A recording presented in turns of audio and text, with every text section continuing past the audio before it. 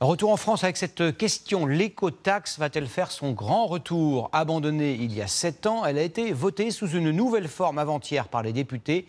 Et c'est maintenant aux régions de décider si elles veulent l'instaurer. Reportage dans l'Hérault et en Seine-et-Marne. Johan Engen, Aurélie Herrel et Fabienne Moncel. Dans cette entreprise de transport de marchandises basée à Sète, dans l'Hérault, le patron ne veut pas payer une taxe de plus.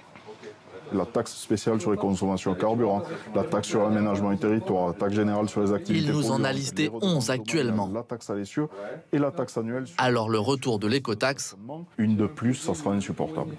Selon lui, pour rester rentable, il n'y aurait alors qu'une solution. Si ça se répercute sur le transport, ça se répercutera sur le prix global du produit en magasin ou du produit livré chez le consommateur.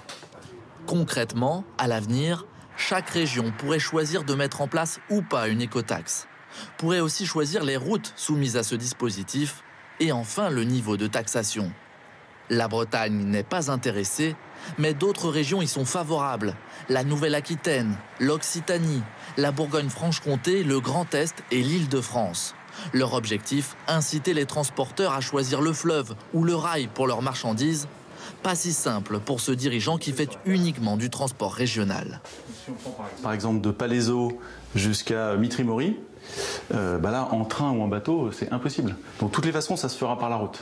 Selon lui, cette taxe, qui ne concernera pas les principaux axes autoroutiers, mais davantage des routes secondaires, pourrait même être contre-productive. Si jamais ce camion, on l'empêche de passer ou on rend son trajet tellement cher qu'il ne passe plus, à ce moment-là, on va le remplacer par des camionnettes. Donc un camion, ça va être 12 camionnettes. En termes d'écologie, évidemment, d'émissions de CO2, d'émissions de particules, on n'aura rien gagné. Mais la région Île-de-France, elle, assure que l'argent récolté ira aux entreprises pour les aider à acheter des camions ou des camionnettes plus écologiques. Ce projet de loi sera examiné au Parlement à la fin mars. Partons dans un pays dans lequel...